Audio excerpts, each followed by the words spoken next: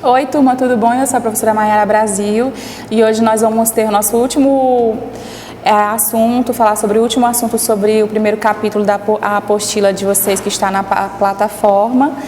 E aí o assunto de hoje é muito legal, é um dos que eu mais gosto de estudar dentro da colonização, que é a parte social mesmo, como eram as famílias no período colonial, como era essa parte familiar, como era o casamento, como eram as relações mais íntimas das pessoas no período da colônia. E aí eu fiz aqui um resumo de acordo com a apostila de vocês, né? Que começa falando sobre o patriarcado, né? O que é o patriarcado? O patriarcado é quando nós temos um chefe da família. Esse chefe é homem e geralmente esse chefe ele comanda a família. E todas as relações daquela casa, né, como a gente vai ver aqui na colônia, era voltada para a vontade desse chefe. E tudo que esse chefe queria fazer era liberado. Ele tinha muito privilégio, ele tinha muito espaço, a voz dele era que podia ser escutada, o que ele falava era a norma da casa. Então isso é o patriarcado, né? Que tem um chefe de família e esse chefe é o homem, né? Então nós vamos ter aí algumas imagens no livro de vocês, e tem uma que particularmente eu gosto muito, que é de uma mesa muito bonita, colonial, que era feita justamente para enaltecer a família colonial da Casa Grande. Aí é colocada uma mesa grande, bonita, sabe? Com alguns alimentos bem ricos nessa época, e aí de um lado tem o homem branco, rico, e do outro a senhora, a esposa desse homem. E aí a gente consegue ver o que aqui? A gente consegue ver algumas crianças que eram negras andando pela casa, e ali a mulher ela dá alguns pães para as crianças como se fossem cachorros, bichinhos de estimação, e não como se fosse um ser humano, como se estivesse fazendo um agrado para eles. E ali atrás, atrás do Senhor, nós vamos ter os escravizados, o homem ali protegendo o Senhor, outros ali abanando para que não sentissem calor. Então você vê aí que tem uma relação bem de servidão mesmo dos escravizados, que praticamente faziam tudo para os donos da fazenda. Inclusive, ali no período da mineração, no final da colonização, eles estavam tão acostumados com as pessoas escravizadas que tratavam como se fosse um artigo de luxo, né? Como a gente falou já em algumas aulas, as pessoas escravizadas era como se fosse um objeto, e inclusive quando eles quisessem fazer qualquer coisa com essas pessoas, eles se sentiam no direito, e quando eles davam algum presente ou alimentava com restos, com as sobras da comida da casa do Senhor, eles achavam que estava fazendo uma grande vantagem, dando grandes presentes para aqueles que eram escravizados, né? Então nós vamos ter aí essa cena que eu inclusive vou mandar essas imagens para vocês no grupo do WhatsApp.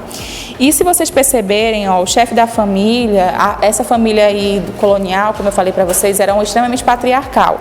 E como eu estou falando para vocês, essa família é composta por vários elementos. Nós vamos ter o chefe da família, que vai ser o centro, vai ser a cabeça, vai ser o topo da pirâmide social nessa época. Tudo que ele fala dentro da fazenda se torna uma lei, se torna uma ordem.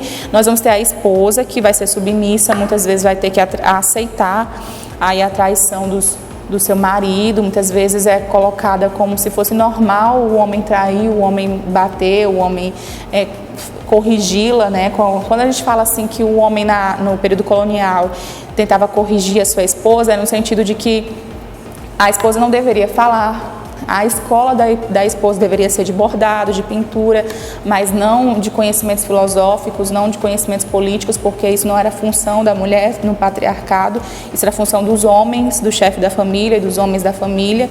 Então a mulher tinha que ficar ali submissa, tinha que estar escutando, e caso ela não fosse uma mulher agradável, né, ela poderia ser corrigida com espancamento, além das violências diárias, que eram muitas vezes psicológicas, diárias.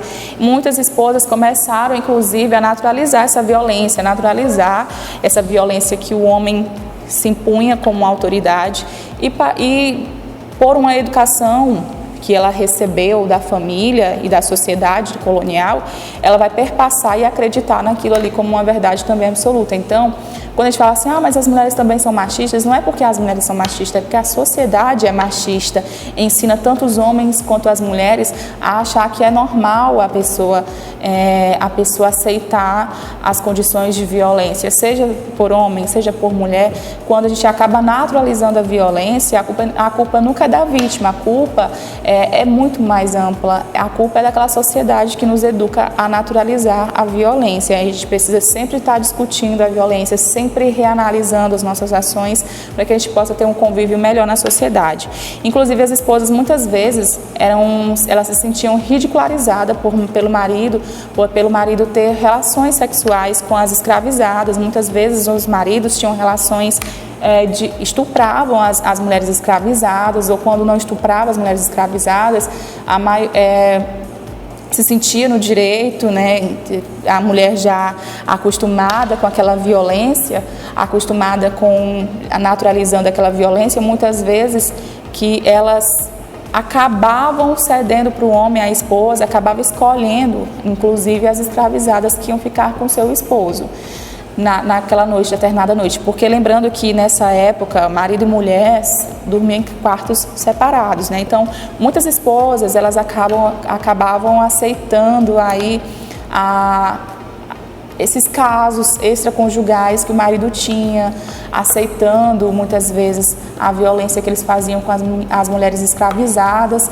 E aí nós vamos ter o caso de quê? De mulheres que arranjam encontros para o seu marido com as escravizadas, e muitas vezes elas acabam deslocando, que a psicologia diz, né, também, que quando a gente sofre uma agressão, a gente acaba deslocando para as pessoas mais fracas. Então, como elas estavam nesse ambiente de escravidão, muitas vezes elas maltratavam as suas criadas, as pessoas que eram escravizadas, e as mulheres que sofriam violência contra esses senhores. Então, olha só como as mulheres eram muito marginalizadas, as mulheres tinham uma vida muito sofrida, né? Aí a gente coloca as duas mulheres, tanto a branca quanto a negra, na balança, né? Nós não vamos julgar aqui quem sofreu mais ou sofreu menos, mas nós vamos aqui distinguir um pouquinho essas duas realidades. As mulheres brancas da colônia, as escravizadas, elas sofriam violência do marido, da sociedade, porque elas tinham que naturalizar aquilo ali como natural, e acabava deslocando a sua angústia nos que eram mais fracos, ou inclusive na vítima que era estuprada pelo marido dela.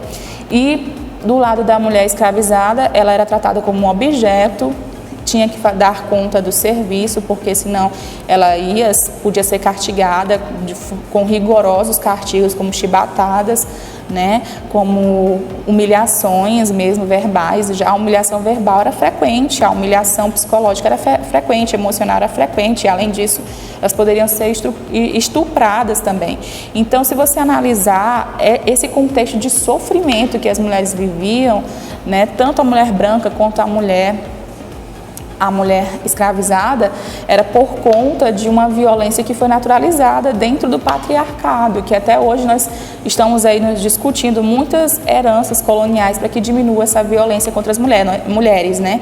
Nós sabemos que existe no Brasil muita violência contra as mulheres, por tratar a mulher como um objeto sexual, um objeto doméstico, muitas vezes acreditando que a mulher não tem direito de voz, né?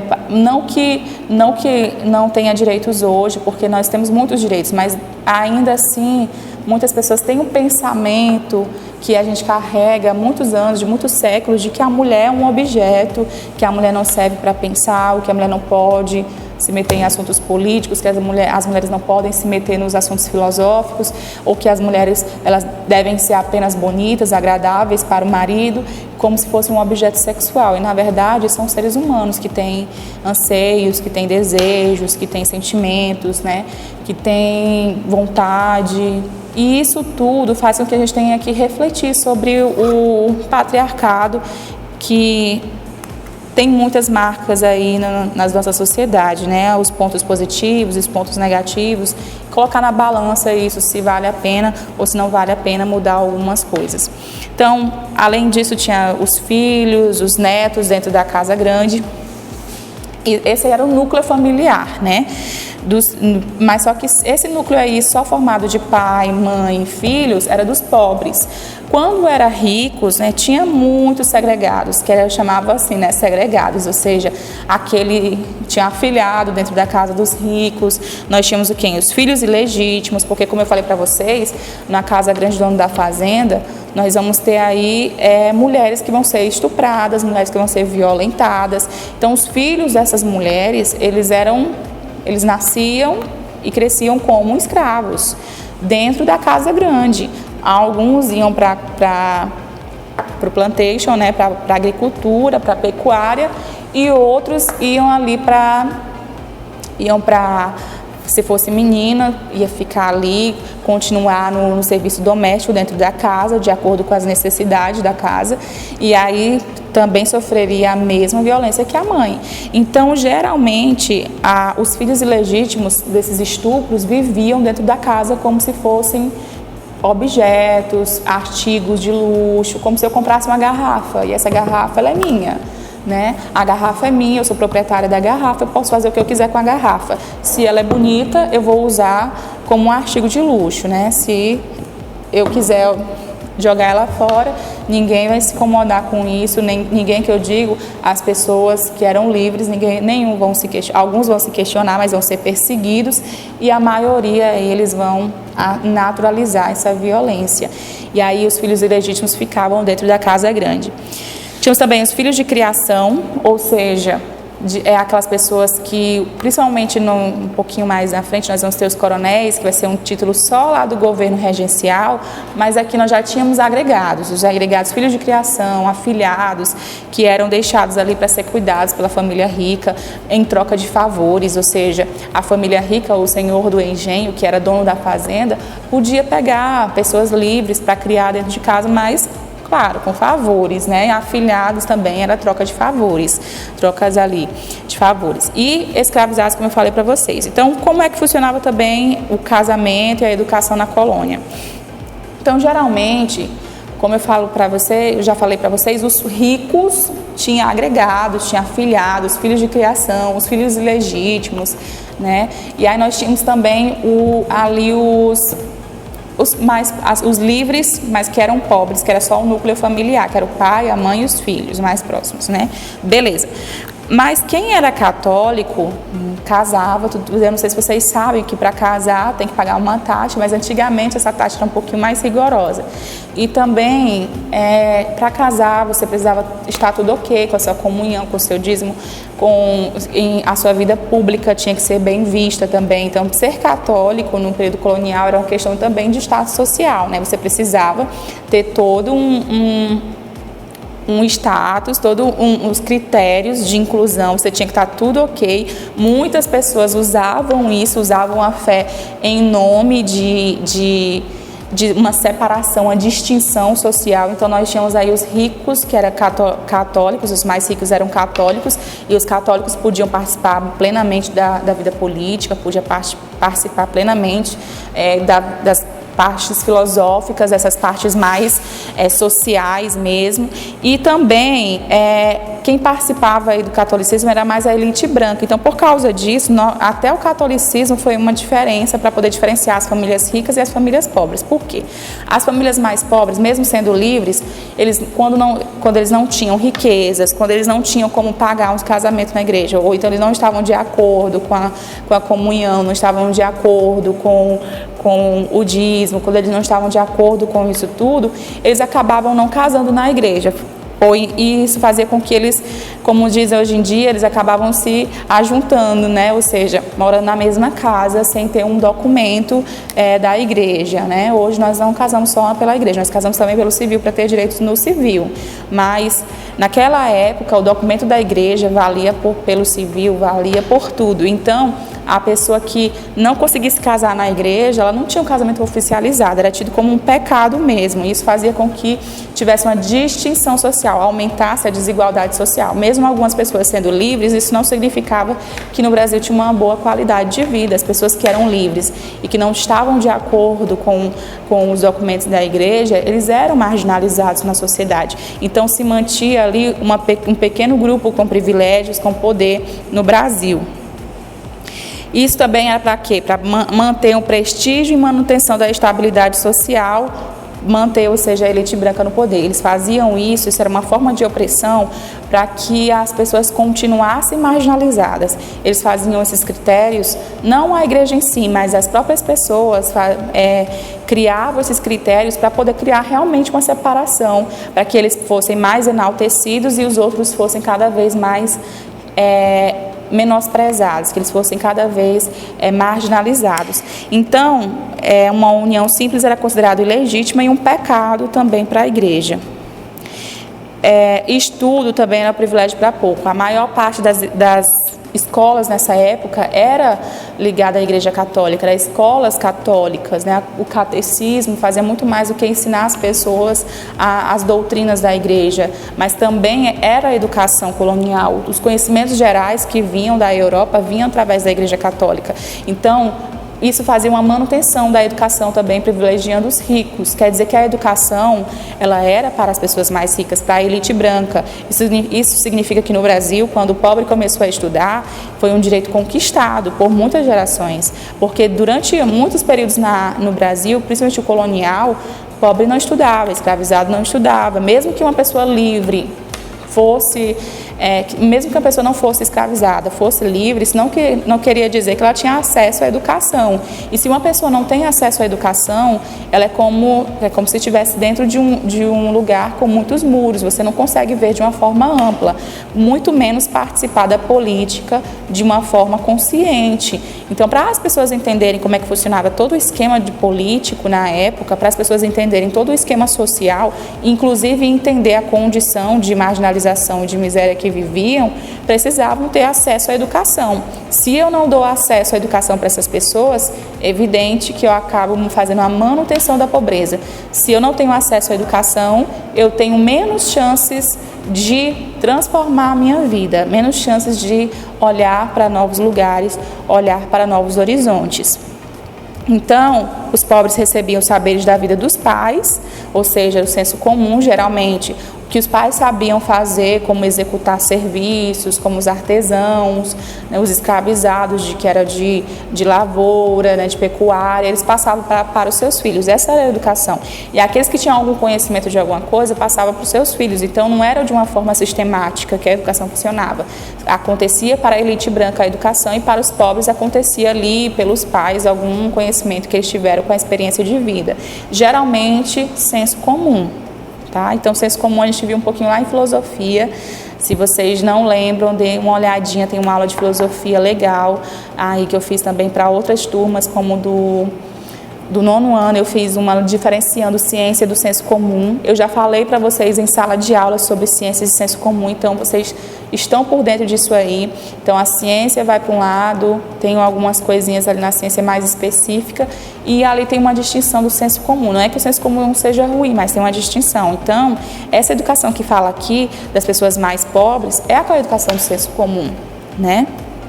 Os ricos estudava no internato dos jesuítas, como eu tinha falado para vocês, né, a catequese fazia esse papel de educação. Presente tanto na América Espanhola quanto na América Portuguesa. Então, aqui já é outro tópico que vai falar sobre miscigenação na América. Então, vai acontecer o quê? A miscigenação de várias formas. Primeiro, quilombos, nós vamos ter pessoas marginalizadas, fugindo de todos os lugares, de todas as classes sociais, brancas, negras, indígenas. Isso já vai acontecer uma miscigenação no Brasil. Mas não é só no quilombo que vai acontecer a miscigenação. Em todas as áreas do Brasil vai acontecer. Por exemplo, quando eu falei para vocês que dentro da casa do senhor do engenho, do grande senhor da fazenda, aconteciam estupros com as mulheres escravizadas. Os filhos delas eram filhos do senhor, eram os filhos do senhor da fazenda. Se você olha, assistam 12 anos de escravidão para vocês verem, tem na Netflix. Ou então vocês podem assistir a Escravizaura, né? Tem o livro também da Escravizaura. Então, se vocês olharem todos esses livros aí abolicionistas, vocês vão ver como era a maior parte das pessoas que eram ditas mulatas. Eram filhos de senhores da fazenda ou então de pessoas importantes da casa grande, né? Geralmente um homem branco, poderoso, que estuprava as escravizadas e dessas escravizadas nasciam filhos que eles consideravam ilegítimos, que chamavam de bastardo. Por isso que nos livros, até nos filmes e nos desenhos em geral, você vai ver as mulheres, as donas, as esposas falando bastardo, né, o bastardinho ali do meu marido. Por quê? Porque era um filho de um estupro. E aí, por causa disso, nós vamos ter uma miscigenação também dentro da Casa Grande, porque vamos ter negras sendo estupradas, nascendo filhos brancos, alguns que fogem, outros indígenas que são escravizados. Como eu falei para vocês, indígenas também foram escravizados, a maioria conseguiram resistir, muitos fugiram, muitos morreram de doenças, mas alguns foram escravizados. Então, aqui no Brasil vai acontecer um processo de forma gradual de miscigenação. E aí nós temos uma palavra que ela é muito preconceituosa, que é a relação do mulato, ser mulato. O que era ser mulato? Era uma comparação do negro com um animal, né? Aí temos lá o branco, que era um cavalo, geralmente o cavalo, aqueles bem chiques, que vocês devem saber mais do que eu, aqueles bonitos, grandes. E nós vamos ter o jumento era considerado negro. O mulato era o quê? Era a união do cavalo com a jumenta, que daria o mulato, a mulata. Então é um termo pejorativo. Nós temos vários termos pejorativos que nós usamos no nosso dia a dia, palavras que carregam preconceitos desde o período colonial, que é como se fosse uma palavra, um adjetivo para poder diminuir a dignidade da pessoa, colocar a pessoa não como um ser humano cheio de direitos, mas como se fosse um objeto, ou muitas vezes menosprezando, colocando como se fosse menos humano do que um branco ou de qualquer outra classe dominante. Então nós vamos ter também, na América Espanhola, eram mais brancos com indígenas. Na América Portuguesa, eram os indígenas negros e brancos, mas principalmente negros e brancos do estupro. Os mestiços poderiam ser livres ou escravizados. Não eram bem vistos. Então nós temos o caso aí de, como eu falei para vocês, de pessoas brancas livres, que se relacionam com escravizados. Por exemplo, no livro da escrava Isaura, nós vamos ter o pai da Isaura é um homem branco livre que se apaixona por uma mulher que foi escravizada. E essa mulher que foi escravizada não tinha direito de liberdade, então ele passa a vida toda tentando comprar ela. E aí ela morre quando vai dar a luz para Isaura. Então ele tenta comprar a Isaura, mas o senhor da fazenda nunca consegue comprar. Mas o senhor, dono da fazenda, nunca quer vender a Isaura. Então ele sempre aumenta o valor da Isaura quando ele está chegando perto do valor, fazendo com que durante anos a Isaura permanecesse como escrava, mesmo sendo filha de um homem livre. Então isso acontecia muito no período colonial. Outras situações também semelhantes que aconteciam. Essas pessoas, elas não eram bem vistas. Mesmo que elas conseguissem a liberdade, mesmo que elas conseguissem ser libertas, elas não eram bem vistas pela sociedade, era sempre como se fossem inferiores.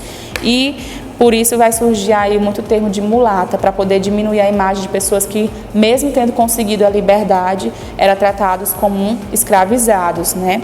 Então essa foi a aula de hoje, eu espero que vocês tenham gostado e até a próxima aula com a correção da atividade.